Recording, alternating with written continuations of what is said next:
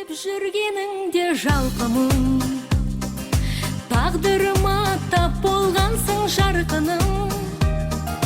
Сені көріп қуандым, шын жүректегі жұбанышым, сөндірмеші жанарыңның жарқылын. Аласармасардағым ай, орындалсын арманың ай, туған күнің құтты болсын алтыным. Бүгін сенің туған күнің шаттаншын.